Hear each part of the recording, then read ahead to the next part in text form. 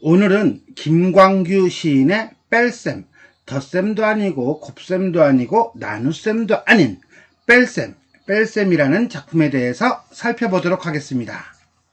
이 작품에는 아주 평이한 시어, 그쵸? 덧셈이나 뺄셈이나 이런 것들이 뭐 독특한 시어라든가 전문적인 단어는 아니죠. 그런데 이러한 시어를 통해 일상에서 발견한 삶의 의미를 그려내고 있다. 뭐 이렇게 보시면 돼요. 뺄셈과 덧셈이라는 단순한 셈 방법에 삶의 자세를 빗대어 욕망의 허망함을 보여주면서 이게 주제겠네요. 비우는 삶을 살아가는 태도. 아하! 뺀다라고 하는 것이 이거군요. 비우는 삶을 살아가는 태도를 그리고 있다.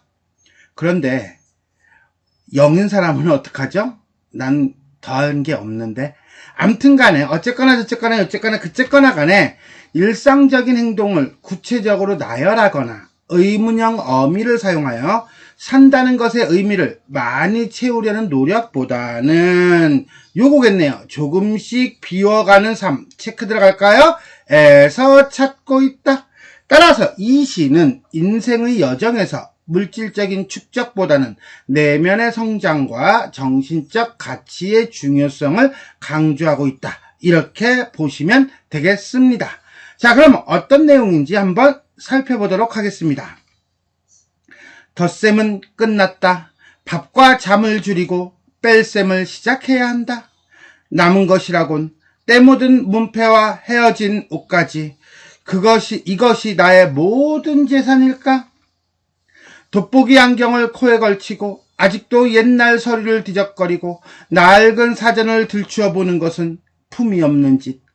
찾았다가 잃어버리고 만났다가 헤어지는 것 또한 부질없는 일. 이제는 정물처럼 창가에 앉아 바깥의 저녁을 바라보면서 뺄셈을 한다. 혹시 모자라지 않을까? 그래도 무엇인가 남을까? 자, 여기서 마지막에 을까라고 하는 의문형 어미를 사용해서 어떤 깊이 있는 주제의식, 그 다음에 또 어떤 여운, 이런 것들을 보여주고 있으면서 자신의 삶, 화자가 자신의 삶에 대해서 반성하는 그런 모습을 보여주고 있다. 이렇게 보시면 될 것 같아요. 자, 그럼 우리가 한 구절 한 구절 살펴보도록 하겠습니다. 덧셈은 끝났다. 우리가 알죠, 이제. 덧셈이 뭐였죠? 그렇죠. 채우려고 하는 삶. 과거 삶의 자세라고 보시면 돼요. 덧셈은 끝났다. 단정적이네요. 밥과 잠을 줄이고, 난 개인적으로는 이거 못 줄이는데. 암튼 간에, 밥과 잠을 줄이고, 뺄셈을 시작해야 한다. 자, 여기서 말하는 뺄셈이라고 하는 것은 비우며 살아가는 어떤 진솔한 삶을 의미한다.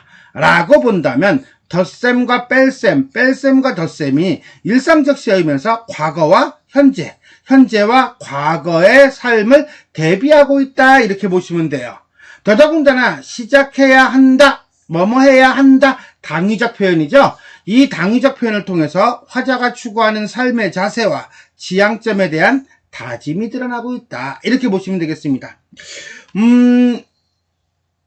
우리가 여기서부터 덧셈은 끝났다부터 시작해야 한다까지를 전체를 놓고 이야기하는 게 맞기는 한데 편의상 이렇게 칠게요. 수식이 없는 간결한 문장을 사용하고 있고요. 그렇게 하다 보니까 의미의 명료성을 추구하고 있다. 이렇게 정리하도록 하겠습니다. 자, 여기까지 1행부터 3행까지는요. 줄이는 삶인 뺄셈과 같은 삶, 그런 삶을 살겠다는 다짐 정도로 보시면 되겠습니다. 남은 것이라곤 때 묻은 문패와 헤어진 옷까지. 자, 이거는 그동안 자신이 살아온 삶이죠. 자, 그동안 자신이 살아온 삶에서 가장 마지막에 남은 것, 그것을 문패라고 하는 사물과 옷가지라고 하는 사물을 통해서 구체적으로 형상화하고 있다라고 보면 돼요. 이것이 나의 모든 재산일까? 이것밖에 없을까? 지나온 삶에 대한 회의죠. 그리고 반성이라고 보시면 됩니다. 4행부터 6행까지는요. 가진 것 없는 현재의 삶. 돋보기 안경을 코에 걸치고 아직도라고 하는 거 보니까 예전하고 똑같이 즉 이전과 달라지지 않은 이런 뜻일 거예요. 이렇게 살면 돼, 안 돼? 안 되는데 화자 자신의 모습에 대한 반성과 성찰을 이 아직도라고 하는 부사어를 통해서 집약시키고 있으면서 옛날 서류를 뒤적거리고 예전처럼 낡은 사전을 들추어보고 예전처럼 그런데 이러한 삶은 품위가 없는 짓이야 라고 단정적으로 그려주고 있네요. 찾았다가 잃어버리고 만났다가 헤어지는 거 그게 바로 그동안 우리가 살아왔던 삶, 채우며 살아가는 욕심의 삶. 그것은 어때? 부질없는 짓이야. 자, 이것도 역시 마찬가지로 뭡니까? 그렇죠. 지나온 삶에 대한 단정적 평가라고 볼 수가 있겠습니다. 자, 여기까지 7행부터 13행까지는요. 품위가 없고 부질없는 삶에 대한 허망함과 그것에 대한 깨달음이라고 보시면 되겠네요.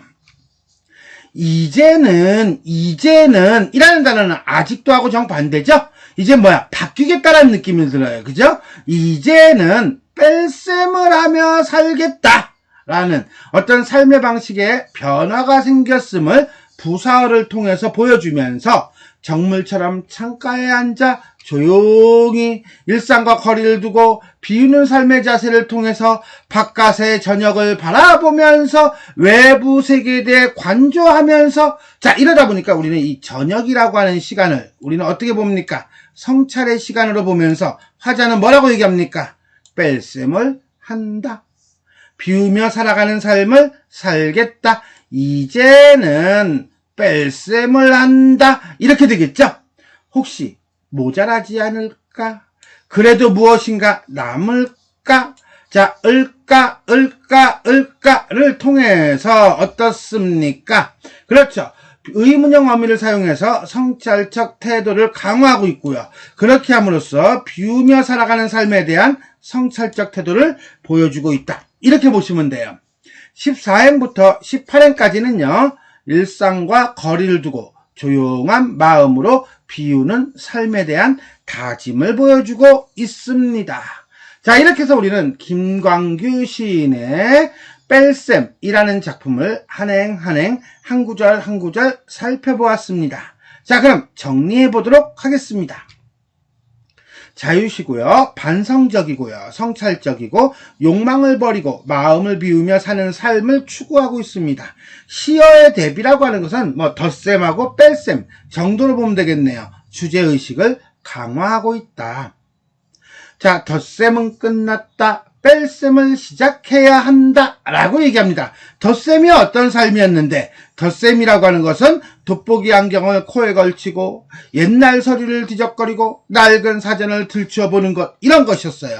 찾았다가 잃어버리고 만났다가 헤어지는 것 이런 것이었어요. 이런 걸 화자는 뭐라고 합니까? 그렇죠. 품위가 없는 짓이라고 말합니다. 이런 것을 화자는 뭐라고 합니까? 부질없는 짓이라고 말합니다. 그리고 난 다음에 뭐 해야 한다? 그렇지. 이런 걸 버리고 뺄셈을 해야 한다. 뺄셈이 뭔데?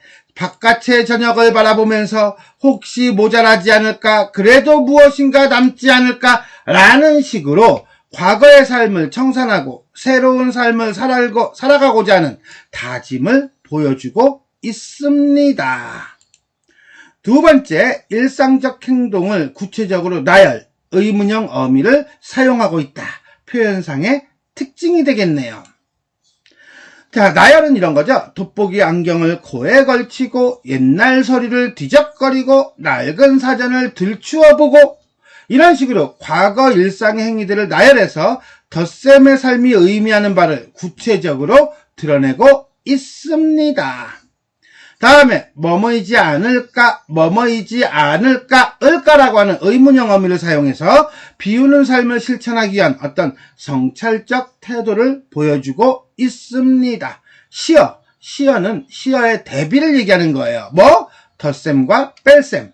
즉 뺄셈과 덧셈이라는 단순한 셈 방법에 삶의 자세를 빗대어 욕망의 허망함을 보여주면서 비우는 삶을 살아가는 태도를 그리고 있습니다. 즉 이 작품은 평이한 시어를 통해 일상에서 발견한 삶의 의미를 그려내고 있다라고 보시면 되겠습니다. 자, 이렇게 해서 우리는 김광규 시인의 뺄셈이라는 작품에 대해서 살펴보았습니다.